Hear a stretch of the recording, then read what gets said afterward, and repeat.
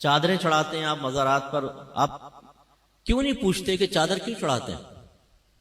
کیا basic concept ہے اس کے پیچھے؟ اس میں بزرگ کا کیا فائدہ ہے، آپ کا کیا فائدہ ہے؟ کہاں قرآن و حدیث میں لکھا ہے کہ مزار کے اوپر چادر چڑھاؤ؟ ہم نے اس کو ایک ایسی رسم بنا لیا ہے کہ عرس چادر چڑھانے کے بغیر پورا ہی نہیں ہوگا۔ ہر شخص چادروں کی منت مان رہا ہے کہ جی میرا کام ہو گیا تو میں فلاں مزار پہ چادر چڑھاؤں گا۔ بھئی کیوں مان رہے ہو منت؟ ذرا بتاؤ تو صحیح نا، اپنے آپ سے کویسچن کرو، کیوں چڑھا رہے ہو آپ چادر منت کی؟ اس میں کس نے منت مانی تھی؟ نبی نے مانی تھی؟ صحابہ نے تصور دیا مزار پہ چادر چڑھانے کا؟ کہاں سے آیا یہ؟ کچھ نہیں پتا، بس لوگ کر رہے ہیں تو ہم بھی کر رہے ہیں۔ اس سے ہماری نوجوان نسلوں کو، ان بچوں کو کچھ پتہ نہیں ہے جی چادر چڑھانے بھی کوئی عبادت ہوگی، کوئی عبادت نہیں ہے، مستحب تک نہیں ہے۔ اب اس دور میں تو مستحب بھی نہیں رہا۔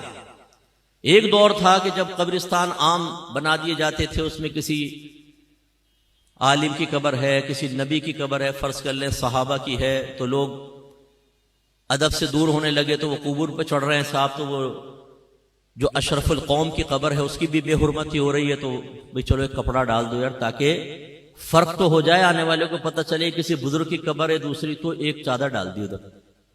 بس یہ بیسک کانسیپٹ تھا۔ پھر بعد میں جب بزرگان دین فوت ہونے لگے تو لوگ جیسے آ کر فاتحہ وغیرہ پڑھ رہے ہیں، بیٹھ کے قرآن پڑھ رہے ہیں، دھوپ پڑ رہی ہے، تو ارادہ کیا کہ قبہ بنا دیا جائے، ایک عمارت صاحب مزار کے لیے، تاکہ لوگ آ کے اس کے سائے میں آرام سے پڑھ سکیں۔ اور خاص طور پہ جب سال گزرتا تھا جس کو ہم آج کل عرس کہتے ہیں، تو پھر لوگ آئیں گے، بیٹھیں گے، کثیر تعداد ہوتی ہے کہ چلو بھائی پھر ایک عمارت بن گئی۔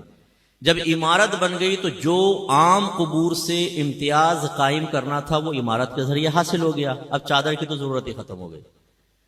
لیکن سنی کو تو ایک نیا مشغلہ چاہیے، جو نیا مشغلہ شروع ہو جائے اس کو کبھی نہیں چھوڑے گا، اصل دین کو گھر میں داخل نہیں ہونے دے گا۔ انہوں نے کہا بھائی قبہ بن گیا، ابھی چادر کی رسم تو چلے، وہ چل پڑی صاحب رسم۔ اچھا پہلے چادریں ڈالتے تھے موٹی، کیونکہ یہ ریشمی اور باریک کپڑے تو ایجاد نہیں ہوئے تھے، وہ ہاتھوں سے بنے ہوئے کپڑے، اس میں یہ ہوتا تھا کہ کسی نے 2 چادر ڈال دی تو ایک صاحب مزار کی طرف سے صدقہ کر دی، ایک پڑی ہوئی ماں بہن امتیاز کے لیے، فرق کرنے کے لیے، باقی ایک نہیں تھی رسمیں پہلے۔ اب صورتحال یہ جو مزار پہ چادر ڈلتی ہے ذرا دیکھ لیں آپ، ایک تو پہلے اس میں پورا لکھا ہوتا ہے کلمہ پاک یا آیت الکرسی، کہ آپ اسے کسی اور کام میں استعمال ہی نہیں کر سکتے، اور یا پھر اتنی باریک ریشم کی چادر ہوتی ہے، جیسے داتا صاحب کے مزار پہ اکثر آپ دیکھیں گے کہ اس کو وہ کسی کام نہیں آ سکتی، وہ لباس بھی نہیں بن سکتا، اس کو یوں دیکھیں گے نا اس میں نظر آئے گا آر پار، اتنی وہ باریک سی ہوتی ہے، اور اس پہ آیت الکرسی چمکی سے لکھی ہوئی ہے نا، پہلے لکھ کر اس پہ چمکی ڈال دیتے ہیں، اب جو پکڑے وہ ہاتھ پہ چمکی، منہ پہ چمکیاں، جس سے وضو ہی خطرے میں پڑ جائے۔ اب وضو کریں گے تو یہ چمکیاں لگی ہوئی ہیں، کہاں سے وضو ہوگا؟ اور پھر آپ کبھی دیکھیں اس کٹہرے کے اندر جو آدمی کھڑا ہوا ہے، یہ جب آپ ریشمی چادر ڈالتے ہیں وہ ایک دوسرے پہ پھسلتی ہے گر کے نا، ٹک تو سکتی نہیں ہے، وہ اس کے پیروں میں، وہ آیت الکرسی کے اوپر چڑھ رہا ہوتا ہے، قرآن کے اوپر چڑھ رہا ہوتا ہے، میں نے اپنی آنکھوں سے دیکھا یہ منظر۔ اور پھر کیا ہوتا ہے کہ آپ نے وہ ڈالی، وہ جمع کرتے جاتے ہیں، پھر یوں دکان پہ پہنچتی ہے نا، کم قیمت پہ دکان والا دوبارہ خریدتا ہے، استری شستری مارتا ہے، پھر دوبارہ ماشاءاللہ ہے نا، ہم لوگ آپ کا کاروبار چلانے کے لیے چادروں کی منت مان رہے ہیں کہ جی میرا کام ہو گیا میں چادر چڑھاؤں گا۔ بھائی منت کسے کہتے ہیں؟ سب سے پہلے یہ سوچو، مجھے یقین ہے آپ میں بہت کم لوگ جانتے ہوں گے کہ منت کیا ہے، کسے کہتے ہیں منت، اس کا کیا شرعی تصور ہے، بہت کم لوگ جانتے ہوں گے، کیونکہ میرا 30 سالہ تجربہ ہے، مجھے معلوم ہے کہ ہم کتنی معرفت رکھتے ہیں۔ دوسری بات یہ چادر کی منت کہاں سے ایجاد ہوئی؟ اب ہم کہیں گے ہم ہیں نا مفتی صاحب، ہم نے ایجاد کی ہے۔ اب یہ جب باتیں ہم کرتے ہیں، یہ ہے اصلی دین جو میں آپ کو سمجھا رہا ہوں۔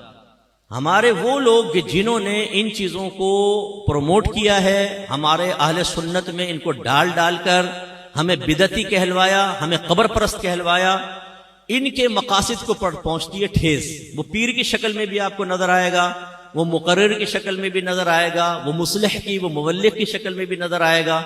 ان کی ناکوں میں لگے ہوئے سینسر، یہ مفتی صاحب پتہ نہیں کیسی باتیں کرتے ہیں، شاید پٹڑی سے اتر گئے۔ تو میں بولتا ہوں تمہاری چڑھی ہوئی ٹرین ادھر آؤ تو میں دیکھتا ہوں کہ تم پٹڑی پہ چڑھے ہوئے ہو میں پٹڑی پہ چڑھا ہوا ہوں۔ آئیں قرآن و حدیث کے اوپر پیش کرتے ہیں نا چیز کو، نہ آپ کی نہ میری۔ میرے آقا نعمت امام اہل سنت مجدد دین و ملت پروان شمع رسالت عظیم البرکت عظیم المرتبت شاہ احمد رضا خان علیہ رحمت الرحمان فرماتے ہیں کہ اگر بزرگوں کی طرف منسوب کوئی چیز ہمارے سامنے پیش کی جائے گی ہم اسے سب سے پہلے قرآن و حدیث پر پیش کریں گے. اگر اس کے مطابق ہوگی تو قبول کریں گے, اگر اس کے خلاف ہوگی تو ہم یہ کہیں گے کہ یہ ہمارے بزرگوں نے نہیں کیا بلکہ نفس پرستوں نے یہ کام کر کے ہمارے بزرگوں کی طرف منسوب کر دیا. یہ میں تو نہیں کہہ رہا ہوں, پڑھیں ذرا فتاوی رضویہ. اچھا یہ بھی ایک میرا درد ہے بہت بڑا جی. کنز الایمان پڑھیں, بہترین ترجمہ قرآن ہے, بہترین ترجمہ قرآن. اس سے کان میں پوچھو تو نے پڑھا کبھی کنز الایمان پورا؟ نہیں, آج تک نہیں پڑھا ہوگا, آج تک نہیں پڑھا ہوگا. خود کنز الایمان پڑھا نہیں ہے جی, پڑھے بہترین ترجمہ قرآن. واقعی وہ بہترین ہے, لیکن پڑھو تو صحیح بھائی. اعلی حضرت قاطع بدعت تھے, بدعت کا قلع کما کر دیا. کہاں کیا ہے؟ آپ کو کیسے پتا چلا؟ آپ کہیں گے جی فتاوی رضویہ پڑھیں. اچھا تم نے پڑھا ہے؟ آپ میں سے بہت سے ایسے ہوں گے جنہوں نے آج تک فتاوی رضویہ کو ہاتھ میں لے کر نہیں دیکھا ہوگا, شکل ہی نہیں دیکھی ہوگی فتاوی رضویہ کی کہ کچھ ہے یہ بھی.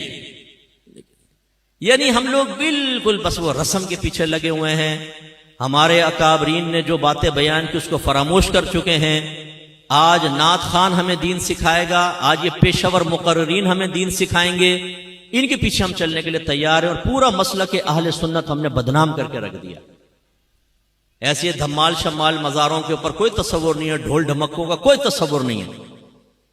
آپ کو اگر بٹھا کر آپ کے کان کے پاس دھن دھن دھن دھن ڈھول بجایا جائے, بتائیں آپ خوش ہوں گے کہ تکلیف ہوگی؟ زور سے بولیں. اور آپ صاحب مزار کے پاس دم دھڑم دم دم دھڑم دم دم دھڑم دم. اور ہمارا عقیدہ ہے کہ مرنے کے بعد بھی جو عام مردہ ہے نا وہ بھی تمام بات سنتا ہے. میرے آقا صلی اللہ علیہ وسلم نے ارشاد فرمایا جب تم مردوں کو سلام کرتے ہو وہ اس کا جواب دیتے ہیں, لیکن تم اس کا شعور حاصل نہیں. اس لیے نبی کریم صلی اللہ علیہ وسلم جب قبرستان جاتے تھے تو کیا فرماتے؟ دعا کیا ہے؟ السلام علیکم یا اہل القبور, اے قبر والو تم پر سلامتی نازل ہو. یہ نہیں فرمایا السلام علیکم یا اہل القبر کہ صرف سامنے قبر والا سن رہا ہے, نہیں, قبور جمع کا صیغہ استعمال فرمایا, تمام قبور والو تم سب کو سلام. اس کا مطلب ہے میوہ شاہ قبرستان کے ایک کنارے پہ کھڑے ہو کر جب آپ یہ دعا پڑھیں گے ہر قبر کے اندر آپ کے سلام کی آواز پہنچے گی. اتنی سماعت تیز ہو جاتی, اور وہ جواب بھی دیں گے. تو پھر صاحب مزار جس کو اللہ تعالیٰ نے عام لوگوں سے زیادہ روحانی طاقت عطا فرمائی, وہ تو کہاں تک سنتے ہوں گے؟ اور ان کے کان پہ کھڑے ہو کے آپ دھم دھم دھن دھن ڈھول بجا رہے, اس سے ان کو راحت سکون ملے گی کہ تکلیف ہوگی؟ میں ایک دفعہ پڑوسی ملک میں گیا, ایک مزار پہ حاضری کے لیے پہنچے. وہ بتایا جی علاقے کے بزرگ ہیں. میں نے کہا چلیں جی سعادت حاصل کروں میں. اب میں آرام سے فاتحہ پڑھ رہا ہوں, اچانک پیچھے سے ایک دم دھوم زور سے کسی نے ڈھول پہ مارا. میں اچھل گیا, یہ کیا ہوا بھائی؟ اور پھر دم دھڑم دم دم دھڑم دم دم جالی لگی ہوئی تھی. میں نے اس میں دیکھا یہ راز کیا ہے. پتہ چلا دو اتنے بڑے بڑے ڈھول, شاید دیوار سے لے کر یہاں تک ایک ڈھول, پھر دو ڈھول, اور دو آدمی کھڑے ہوئے لمبے لمبے ڈنڈے ہاتھ میں, دھڑم دھڑم دھڑم. اب میں نے پوچھا بھائی اس میں کون سے ایصال ثواب کا راز پوشیدہ ہے جو فقیر کو آج تک پتہ نہیں چلا؟ یہ دھم دھم کرنے سے بزرگ کو کیا فائدہ ہوگا؟ اور زندہ آدمی اچھل گیا تو ہمارے بزرگ کا حال کیا ہوگا؟ تم تکلیفیں پہنچاؤ بزرگوں کو, ایجاد کر لی صاحب ڈھول.